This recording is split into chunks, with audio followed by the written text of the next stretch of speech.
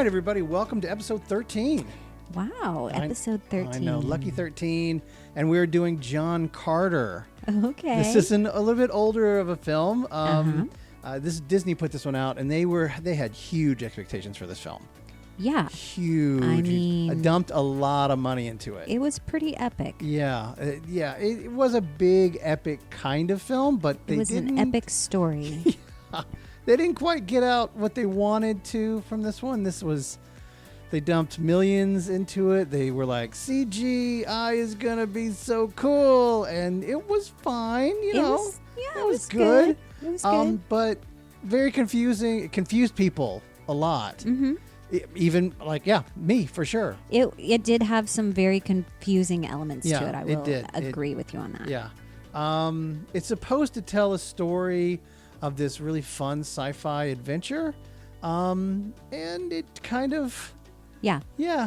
Just didn't quite land. We weren't really sure where, how to feel about our hero of the story. Yeah. Is he the comic wacky relief? Is he the bitter, dark hero? They kind of tried to play this like, Dances with Wolves. A little bit, but then he's like cracking the jokes, and he did a little too many. I'm okay with like a couple jokes here and there, but like he didn't really play. I don't know. He just didn't play both sides very well. He was kind of flat, and it just overall it wasn't a fun movie. Like, oh gosh, I can't wait to watch this again. Even though I watched this in the theaters, and then a couple years later. I watched it again. Yeah. So, it literally was, I watched it in the theaters and thought, it's okay. Yeah. And then I heard everybody dogging it out, and I went, what did I miss? What did I miss? And I watched it later, and I went, oh, yeah, it is kind of bad. And then watched it a third time and thought, it's okay. It's okay. It's got some good things to it. Yeah, but again, I think that I'm watching movies differently now because of the podcast. I blame the podcast. Yeah. I'm like going, no, there's good in it. There's good in there. And because I'm hopeful that I'm hopeful that I don't have to put more points in about the film. Like if it's better, I won't have to do as many tear down points. But this one, This one was it was pretty good. I mean, it has some good elements to it. I feel like, though, if you're going to base your entire film on a person, like a character, a hero, then you got to make sure that hero is phenomenal. Yeah, dynamic. Dynamic, exactly, and has a very clear character and a very clear purpose. And the motive. I kind of feel like with John Carter, which we'll get into all of this, but I just kind of feel like this whole movie is based around this one person, and he just wasn't super clear, and he wasn't super appealing. Maybe. The thing is, I think, and that's one of the disappointments, it had such a big budget, and they really wanted this to become a franchise. Really wanted this to become a John Wick 2. Okay. Back on the red planet, kind of thing. John Wick, just kind of thing. But it was just John Carter, and then it's the end. Yeah. So that's the deal. So let's. I'm sure people are. If you haven't seen this film in a while, let's quick overview. Yeah, give us a summary. Thing. John Carter. It follows this kind of disillusioned Confederate veteran guy, grizzly dude. Right? Yeah. And he's searching for gold in Arizona. He discovers this cave, right? The spider cave? They mentioned the spider. There was a carving. Yeah, that's very clearly looks like a sun. Mm-hmm. And I think they were just trying to get so far away from sci-fi stuff. They're like, no, it's a spider. It's a spider. Yeah. Right? It's a big, huge, long daddy leg spider. Yeah, I guess. So anyway, he gets into this cave, and he's looking around, and he sees all this gold. But then this mysterious guy shows up, and he Out of a portal. Out of a portal. And he shoots him, as one does. Well, in his defense, the guy comes out of a portal and instantly attacks him. He does have a knife, and he's trying to kill him. But, John Carter being what he is, he's like... Kills him. Gotcha. Boom. Shoots him. Gets him. And as the man, the mysterious man, was trying to portal back, he's like... And he's saying the stuff. Mm-hmm. And it transports old John. Transports John Carter to Mars instead. Not Mars, Barsoom. Right. Yeah, which we come to know as Mars. It's Mars. Now, on this alien world, because of the different gravity, somehow we're explaining it as that. And his bone structure. Don't forget that. The science here is like, wait, what? But it's it gives John Carter incredible strength and leaping ability, which draws the attention of the Tharks, okay? Which is this green-skinned, alien, four-armed warrior race. I guess they wouldn't be aliens on Mars. No, the natives. Native to the planet. Draws the attention of the Tharks, right? And then kind of at the same time, the planet that he finds himself on is torn between the city, the noble city of Helium. Do you see what I did? Yeah. Did you like that? Get it? Yeah, okay. It was great. And the very warlike, and I'm going to mess it up. I don't care. Zodanga, I think is the name of this other one. Whose leader, Sab Than, seeks to cement his power by marrying the princess Deja Thoris of Helium. Yeah. Right? It's the good old red versus blue. That sounds right. Yeah, because the Z people wear red. And the helium people wear blue. Right. So Carter, he rescues Deja, and she tries to convince him to fight for her people. Well, he rescues her from this guy. Yeah. Because she's running away. She doesn't want to marry him. She doesn't want to marry him. He jumps at her, with his amazing leaping ability, rescuing her. But of course, if she were actually hit, if her bone density was apparently that small, and he were to hit her at that speed, it would break her in half. But we're not going to dwell on I feel like her bone density would be much more dense. Dense, maybe. Yeah. Oh, because he has lighter bone density. That's why he can. Oh. That's why he can leap so well, there you far. Go. Because he's lighter. I flipped it, I guess, in my head. Yeah. I was thinking he had more for some reason. Yeah, I don't know. I think they would be more dense. And he's lighter, so he can jump. But he has... again, this is a confusing part, because I'm like... Gravity would not be as strong on him. Okay. Because he's less dense. I don't know if that's a thing. I don't... It's not a thing, but they made it a thing. In the movie, they made it a thing. So that's our first thing. We're not even out of the intro. That's confusing. And the fix is be more clear, folks. Get the science right. And if it's not, we don't. You know what? They didn't have to explain why Superman could soak up the rays of the sun. True. All right, you know what? And be super powerful. Let's go They with didn't put science behind that. They just said that it is what it is because he came from a different planet. Superheroes. Okay. So John Carter can be less dense and jump around. And punch people and kill somebody with one punch. Jump for miles. Yes. All and suddenly be super strong because of gravity. Okay? Okay. My bad. I stand corrected. Absolutely. That's a great point. All right. So Carter rescues her, doesn't hurt her because her bone density is... Because she's rock solid. She's rock solid. And she tries to convince him to fight for her people. And he's, initially reluctant to fight because he doesn't want to fight for anybody. Right. He's neutral. He's his own man. He's done doing his fighting. That's right. Because he's grieving over the loss of his family back on Earth.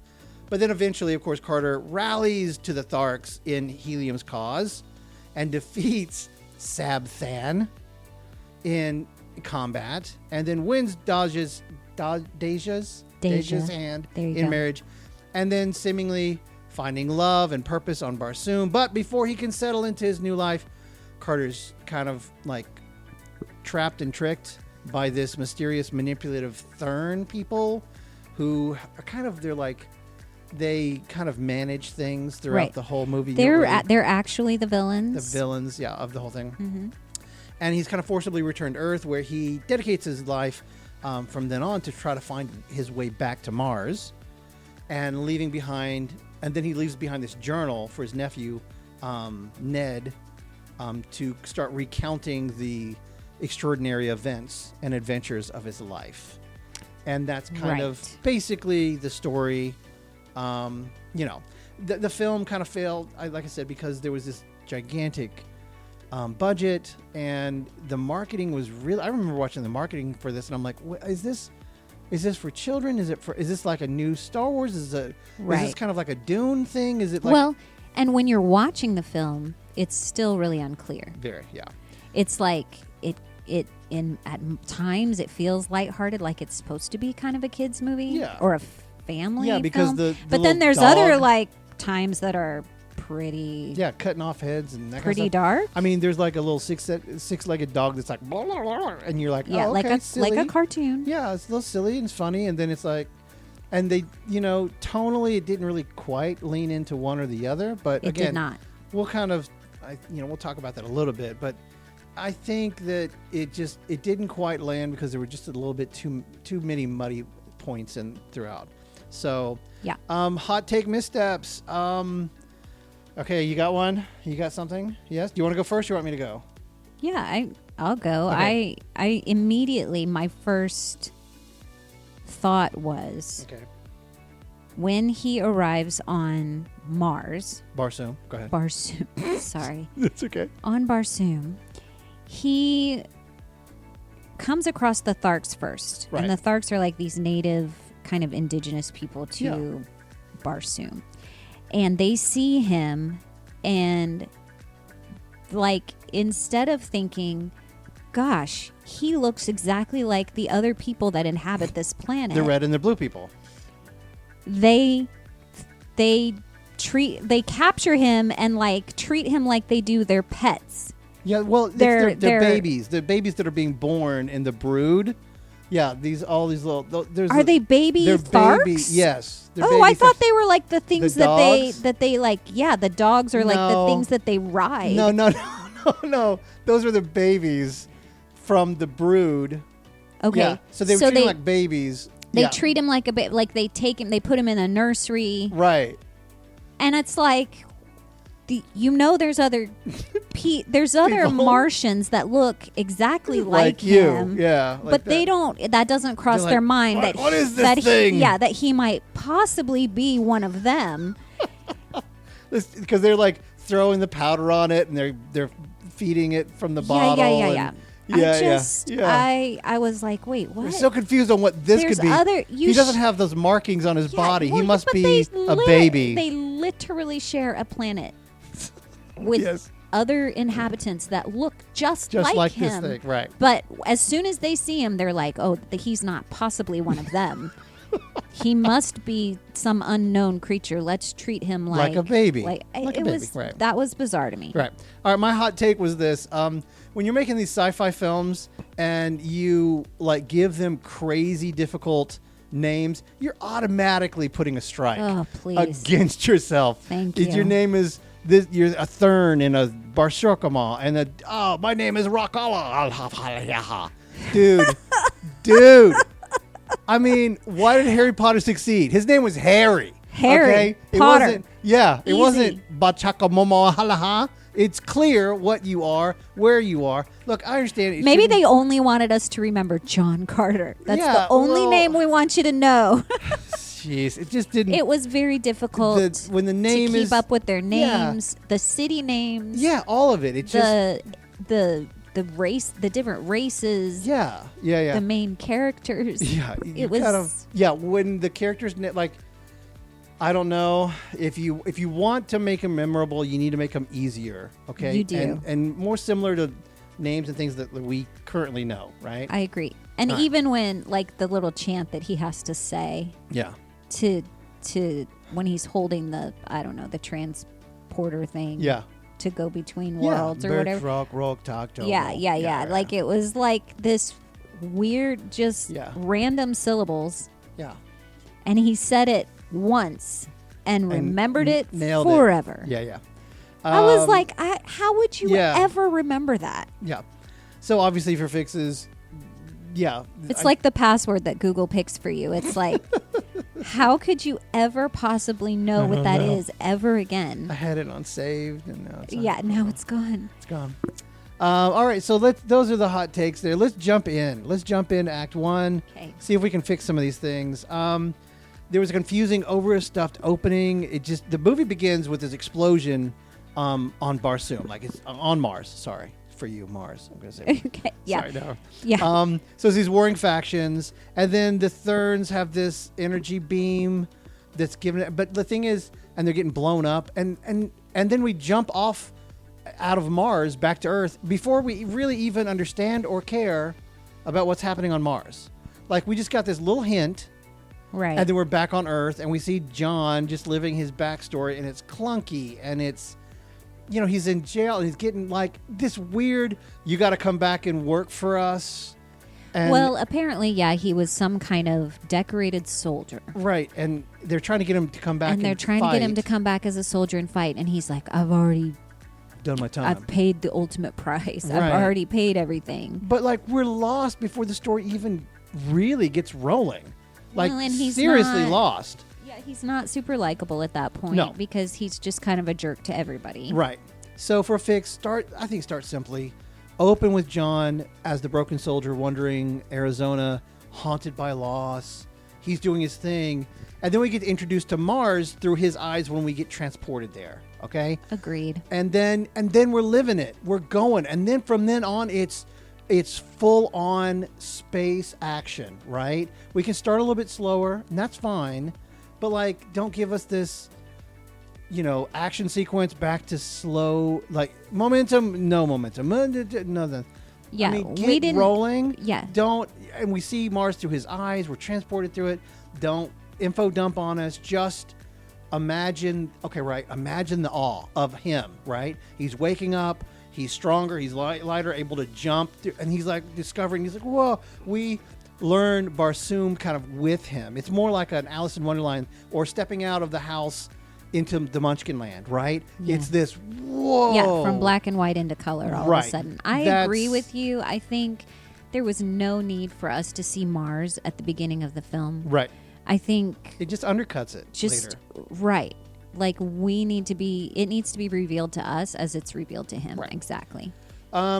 Next, John Carter is just boring. I mean, he's written boring. The movie or the person? Yeah, well, both. No, it's okay. It's just, I think he's stoic and flat, and he's very just reactive. Like, they're like, punch him. And you know what I mean? It's just, I didn't, he doesn't want to fight. He doesn't want to lead. He doesn't want to be there. He's like the reluctant hero, right? Which is fine. Again, it's okay. But it doesn't give him any charm. It doesn't give me any wit or any compelling, wound that he personally has other than this dead wife equals sad. You know what I mean? Well, it's got to be more than that. Exactly. They kind of make it obvious that he's just kind of done with everything and everybody. And that's how it's played, and it's then boring again. He's not dynamic. It doesn't draw us to him in any way. Yeah. Sure, we feel bad for him. Although at that point, we don't even really know what his tragedy is. Yeah, we're kind of guessing. Yeah. Yeah. But I agree with you. I think his character was just a little bit flat. Yeah. A little bit of a yawner. Yeah. I think that for a fix, you got to give him some personality. It's like Han Solo meets Aragorn, right? So like this kind of like he's got some, scoundrel to him, but he's also got the hero deep in, right? He's just, a reluctant soldier, and that's fine, but you can use then the humor because he's covering the pain. Right. But he can't ignore the injustices. Whenever that comes up, he's like, I'm on it. Right. Yeah. His wife's death fuels the distrust of like causes that he has, which, here's another cause. Here's another. He's like, I can't jump behind that, right? Yeah. But then when he's on Barsoom, he's slowly rediscovering his purpose again. He's kind of seeing this, and he can't let that pass. Mm-hmm. He can't let it pass. Instead of like, this isn't my fight, it kind of starts becoming his fight, and that's kind of how you pull him in. The audience kind of then falls for him, and then they want to go along his journey with him. So that's right. He has to be fighting more than just this one girl. Yeah. Yep. He's got to buy into the cause. Right. And in order for him to buy into the cause, we have to understand the cause. Right. Which we never really get. It's never to. clear. Right. And that's what is this cause? Why are they fighting in the first place? Yeah. Very confusing. Why should we care? Okay. About the fighting? Absolutely. That's so. Next, the world building, which we talk about a lot. World building is very important. The place, the setting, all of this, the backstory of where you're at, it kind of matters. Barsoom should feel like this jaw-dropping wow, instead of like Utah with CGI. You know what I mean? Yeah. Because I think that is where they might have been. Even I'm not sure, but maybe. The Helium City and Zogdanga, I think is what it's called. They're barely different, almost. It's like basically the same places. And then the Therns are just these muddled villains that are just kind of thrown in there. We got to understand who and what they are. So, like, what are the Therns exactly? Yeah, which I'm going to get to in a separate point. But I'm going to just focus on the world building part on this one. For the fix, okay? You make Barsoom this, you make it alien, but you make it magical. You make it not just we travel on the waves of light. Mm-hmm. It's got to be more than that. It's got to be really interesting. Like Dune meets Avatar. So like all of the different things, it's not just sand everywhere.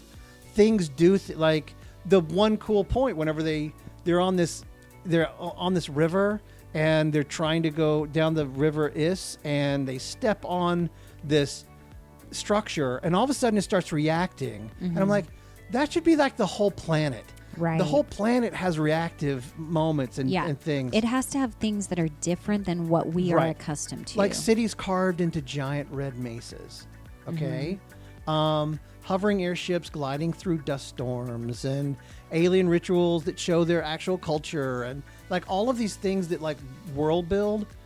Like you show us that, and not just go like, oh, we're just wandering around the desert, because that's pretty much what happened throughout the whole thing. It was he was either captured because he was captured on Earth, and he was captured by the was it the people, the Tharks.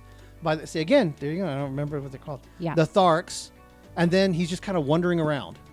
You know what I mean? It's like you got to let the world be a character in the story. Yeah. And so when you don't world build, what happens is everything is super familiar.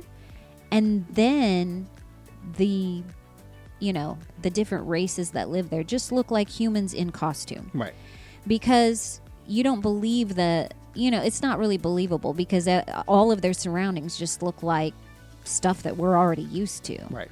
So then the Therns, the real villains of this story, they should be these mysterious puppet masters like Palpatine in Act 1 of Star Wars, right? They're laying the track, and the thing is, they kind of did that, but it needs to be overtly and clearly, like they're barely, like there's a bunch of these Therns that are connected, but really only see one, and then another one when he's trying to kill somebody. Like they should be connected, and their conversations tell us really what their plans. Do you see what I'm saying? Right. Their plans are clearer when they're talking to each other, instead of like, it's almost time.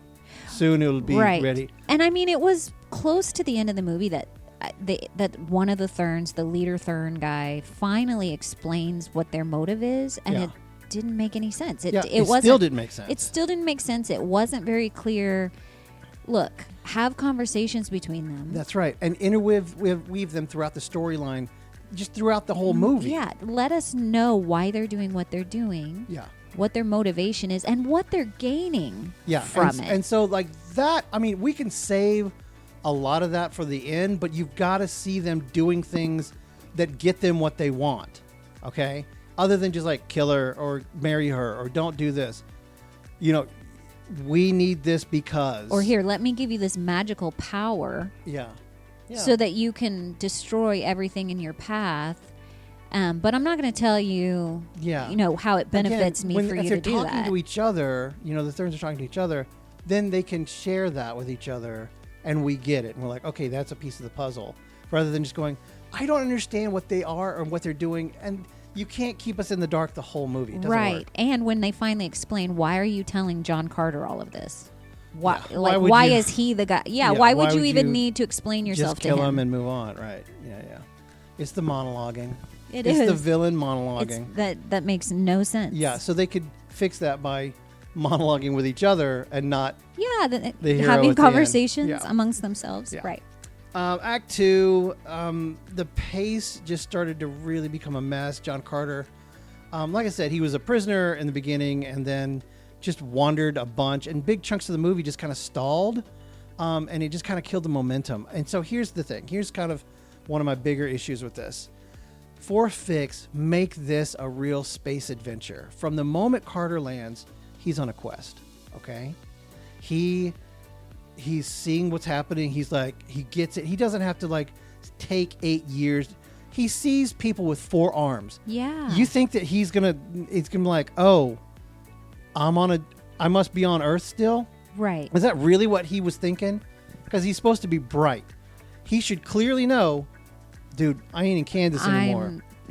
Something is wrong. Somehow I have been transported somewhere. I am not on Earth, clearly. And from that point on, he's trying to get home. And if he's like, all right, if it's by helping the Tharks, that's what I'm going to do it. If it's by helping these guys, I'm going to do it. I've got to get back to my home. And the space adventure needs to be nonstop. But it was just so much like, let's go down this river. Let's go down a lazy river. Let's just ride for a little bit and just kind of talk and chat it out. It needs to be a space adventure, okay? Yeah. Every scene needs to bring him closer or further from his goal of getting home, right? Yeah. And then it's just fun and fast and great encounters, arena battles, desert chases, the rival factions come in, those things constantly. Not just like, so how you doing? Okay, cool. Mm-hmm. Tell me about your world. Okay, let me slowly talk about that. That's the issue. So that's my kind of fix of it. Yeah, I think that's exactly, you nailed it. Thanks. Thank you. Appreciate that. Yeah. Oh, okay. The romance. Oh, goodness. Yeah, Deja is this brilliant, beautiful, and capable lady. She's a great warrior, you know, dangerous. They play that joke of like, you might stay behind me, lady. And then she's like, chuck, chuck, chuck. And he's like, oh, maybe stay behind you. And then they play it back in. They pull it back in later. And like, oh, that's fine. But it's super weird and rushed. And it just feels like the relationship is so forced. Because the script said so. And now we're in love. But this relationship was a huge part of this film.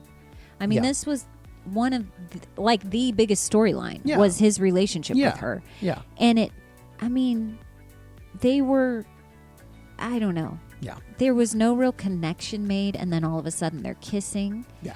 And it's like, wait, what? Yeah. What is happening here? This guy has been in the throes of mourning his wife. Right. And I think daughter too. And daughter, his family. Yeah. And then all of a sudden he knows this girl for one day on an alien planet. It is. It's one day. And then he's they're kissing her. But days are longer on Barsoom. Go ahead.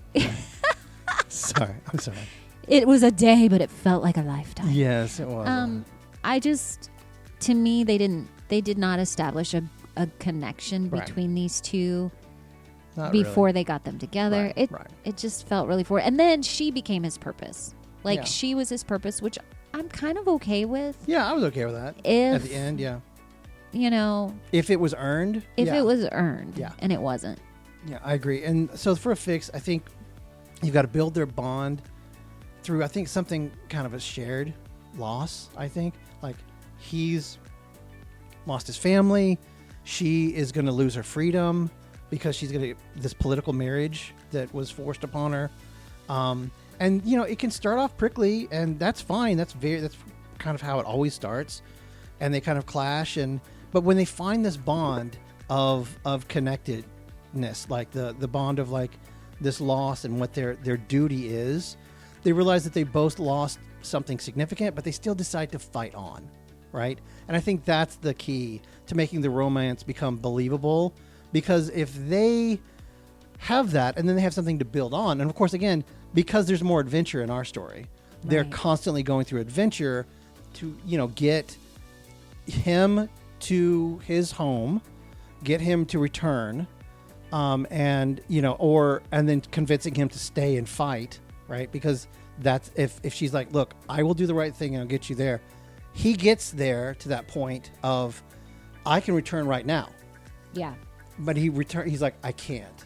Right. I can't do it. I got to help you stay and fight. Then that connection is, now I'm doing it because I believe in the cause, but I also am falling for you. Right. Right. Well, and I think another problem with like his motivation, I'm kind of backtracking just a little bit, but is that as soon as the Tharks see him, they're like, oh, you're exactly what we need to fight for us. As soon as she sees him, she's like, oh, you're the answer. You're the one that I need to come back and fight for me. Right. And so the whole time it just feels like people going like, oh, I'm so glad you're here. You're my solution. And he's like, leave me alone. Like, I just want to. Yeah. And I don't want any part of this. Yeah. So the whole time it's like he's trying to get away from this expectation that all of these alien beings that he has no connection to are trying to pull him into. Right. I get it. I agree. So I guess my whole point of saying that was that if you create a connection between him and this Deja, then you kind of eliminate some of that him just like trying to get away from this situation. Right. And you start to pull him in. It's connection and it's earned. Yeah. I agree. The villains here, the real villains are flat and confusing. Because they try to, it's first of all, it's Sabthan, right? The Prince of Zodangagan. He's generic, you know, and kind of silly. But the real bad guys here are the Therns, right? And they're meant to be these manipulators, and they don't make really any sense at all. They're overpowered and underexplained, right? And then they just bring in this power source, the ninth ray. Okay. All right. So I might take a little bit more time on, I don't know, maybe it's going to be a couple seconds. I don't know. Because I'm going to pitch some things here and see if this, because I think this is the biggest flip of the movie. Okay. I think that the Therns have to be straight up set up as the bad guys, and we're clear as an audience that they are the bad guys. They're manipulating. We get that. Okay. But us understanding their motives and what the ninth ray is and how their power is used and all of those things, I think matter. Okay. Yes. So here's the thing. Yeah. Follow me through this. Let me see if I can make it clear, because I don't know if I can make it. We'll see. Okay. Here's my thought process here. Okay. The Therns are these cosmic type beings that aren't really, I mean, they're shapeshifters, so we don't really know what they really look like, and that's cool. I'm glad that they do shapeshift. That's cool. But they're these cosmic beings that are users. Okay? So if you're a comic book person, think like Galactus, but not so world-eating. Right. But, you know, using a group of aliens that go to a solar system, use up all of the energy within each planet, and then move on to the next. Okay? And that's what they do. And they use this energy, the ninth ray, to do that. Okay? Now, there's planets that aren't, you know, you go to a solar system and maybe there's nothing on a planet. Right. So they seed other planets. Okay. So they're on Mars right now. Right. And why do the Earthlings look like the red and blue? They seeded people on Earth so that when they finish using up Mars, they head to Earth. Okay. Right? Because they have to have intelligent beings to fight, battle. So they're feeding off of their conflict. They're feeding off their conflict. And so they create these manipulative type things to fight the red and the blue. I don't know if we have anything remotely like that in our world. It's like, I didn't even think of that. Yeah, That's so funny. So what would we have that conflict? The Therns are really to blame for all of our problems. Red and blue. I don't know. So the Therns are these cosmic beings that feed off the energy of the wars that we create, right? And they have been seeding planets for a millennium, right? Okay. So they go to the solar system. They seed a planet. Then they suck it dry of their resources because they're fighting. Because they said, like, oh, Mars used to have these oceans. As the people are warring and destroying each other, the planet's getting destroyed. It's getting worse and worse. And then when they're done with that planet, they go to the next one. That's why they have these transports that can transport them to the next planet. Right. Why? Because why else would they be on Earth? Right. What are they doing? They're getting ready to go to that planet, to come to Earth, to start the process all over again. Okay. And I like it. And I think what it does is it makes it clear what they're gaining. Right. From manipulating all of these people. Right. Because that was very unclear in this movie. What are they? They're just like, we've been doing this for... Why? Why? Why are you doing that? Why? You have no reason to do that. Just like, we love it. It's so hilarious. We play it back at the company Christmas party. It's hilarious. It's just our entertainment. Just for funsies. We, for millennia, we've been putting people at conflict with each other. Why? It made no sense why they were doing what they were doing. No sense. So the power that they have, this ninth ray, it needs to be clear that there are two systems that they have to control it. There's these little amulet things that they allow them to transport, and then there's this little armband, and they use this in the film. In the film, he wore a little armband. And this little armband allows them to control things, control people, they used it to kill someone and wrap them up. And so this little armband is the other thing. So at the end of this whole thing, John basically gets sent back to Earth. Yes. And after he's against his will. Against his will. But if John in that moment, he grabs the armband. Okay. Grabs the armband and he's transported back. Yes. He doesn't have he doesn't have the transport to get back to his now wife. Right. Right? But he's got the armband. So they can't control their tech. They can't control the ninth ray, the power that it can do, but they can transport still. Okay. So when they're coming back searching for John, they're looking for him so they can get the armband back. Okay. Right. Because why would they be searching for him when they send him back to Earth? Yeah, it doesn't make sense. That wasn't very clear of because he's I know they're still watching me. Why? But why? Why would they care about you? Yeah. But if he's got their armband.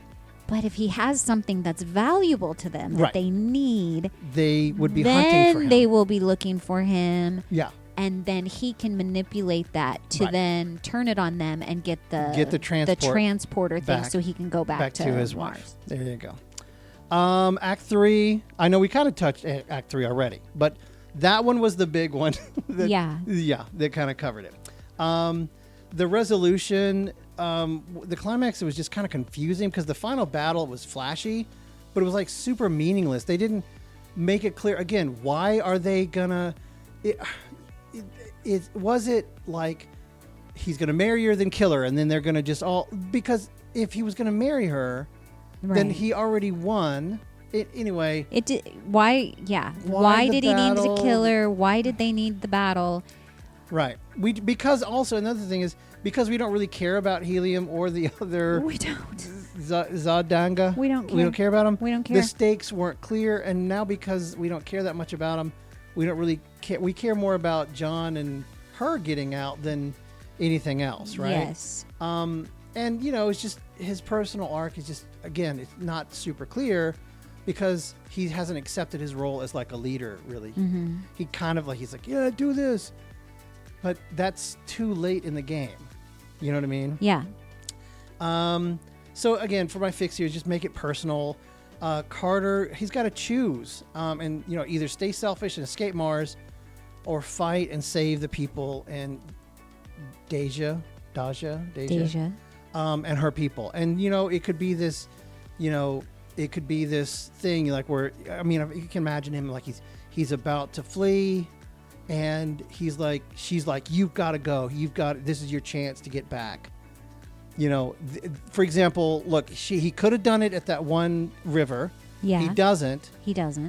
But she's like, look, this is all about to get blowed up here. Mm-hmm. You've got to go back. And he's like, I can't do it.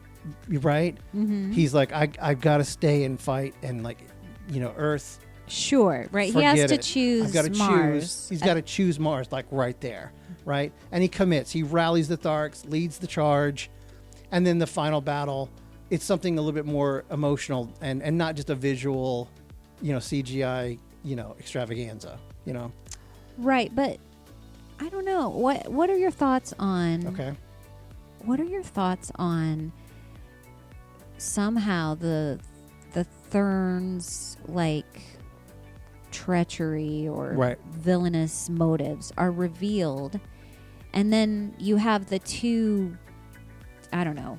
The two towns. I don't the know. Red and the blue. It felt like it was just two different towns fighting each other. Yeah, it was.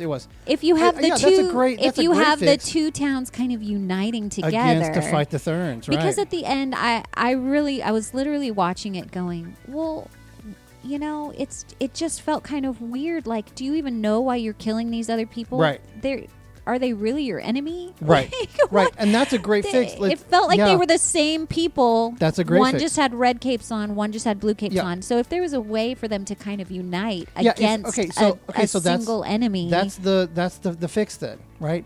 They learn that they're actually the same people, and that they're being seated on Earth, and that they're same as Earthlings. They're all the same people. They're all the same. And they're just being used to fight each other. Then they turn on the Thurns. They turn on the Thurns. They turn on the Thurns. And they're driven off that planet. And they're like tearing down those little things that they had that were supposed to be super sacred. They're like, you're not coming back here and blah, blah, blah, right? Right. And so, that could be a final like tick there of the climax. Instead of it just being a big fight, discovering truth and pushing for freedom. Okay. Yeah. I like it. Overall, he didn't really have a ton. John didn't have a ton of motivation and clarity. Mm-hmm. I think that, he's like, this reluctant hero, and then now he's the savior of Barsoom. I think, honestly, he needs strong motivation. He needs a redemptive story. Yeah. He needs to be redeemed of like, hey, I did this and this and this. And truthfully, frankly, I didn't really love I'm running away from this thing because my wife and child are dead. I think he needs to be running away because he was a coward and he let people die. And then he was redeemed at the end because he made the right choice. Okay. So I'm not a big fan of, I'm not a big fan of the my wife thing. I've given too much already. I think he needs to be in shame and humiliated, and then he's given a second chance to undo the past. Right. Save the world, save the people, save the people that he cares about. Mm-hmm. And I think and then like the decision to go back, and it doesn't leave him flat. It gives him some character, gives him some weight behind what his choices are. Yeah. It's always a better character arc to have someone, a redemption story, as opposed to, I've shut out love, but now I'm opening my heart to love again. Right. Because there's so many people that like see that and they're like, what are you kissing her for? Yeah. Your wife. Yeah. I felt a little bit like that myself. Right. Especially when it felt so forced and so quick. Like, what are you doing? Yeah. So his whole motivation was, I've become cold to love, and now I'm, okay, I'll allow myself to love again. Right. And instead, the better story the better character arc is redemption. I was a coward. Right. I made mistakes. Right. And now I'm redeeming myself. Right. So big picture overall, just you got to streamline this plot, build the characters, make them more clear. The characters specifically about the bad guys and their motives. Yeah.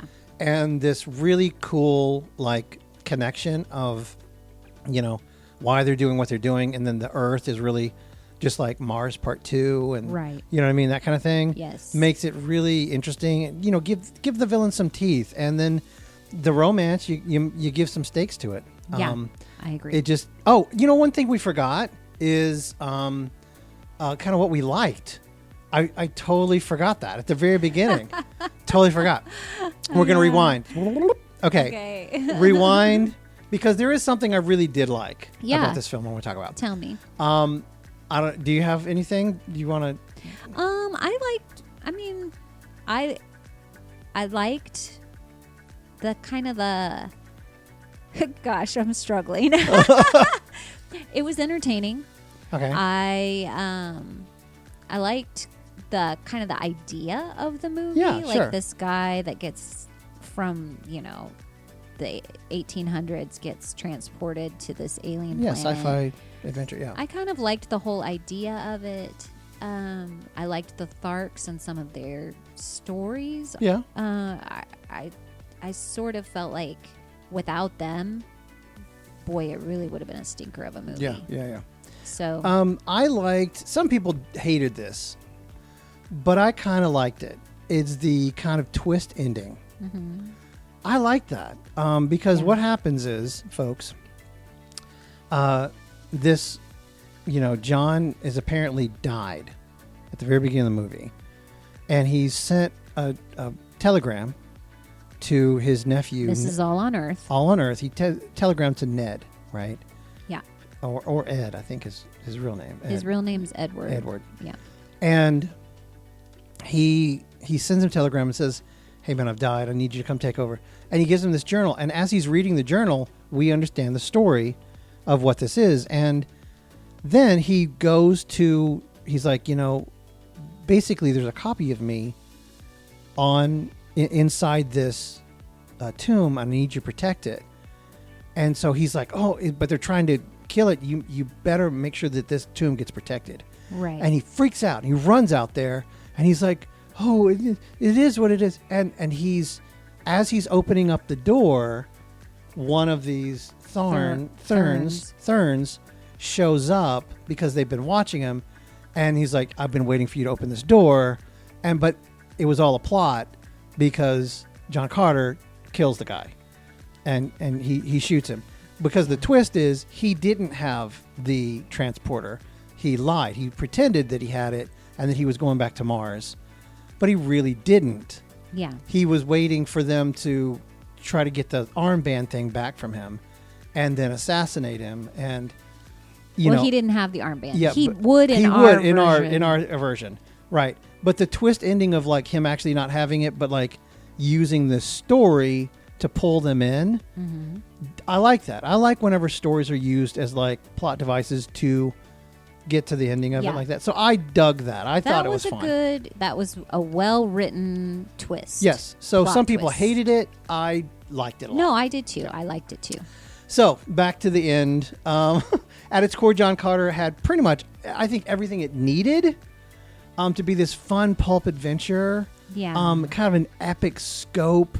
Like I said, Dune meets Avatar kind of thing, which could have been really timeless and really cool. Mm-hmm.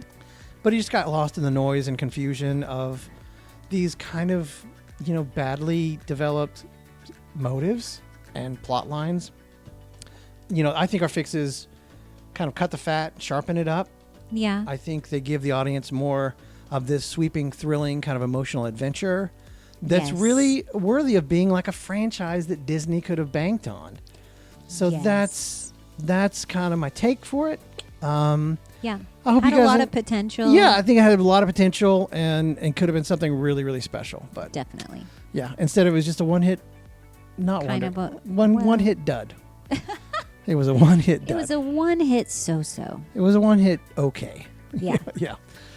So anyway, all right, everybody, that's John Carter. I hope you guys enjoyed that fix, and we are excited about the next one. Yeah, can't wait. Yeah, so we'll see you guys later. See you next time.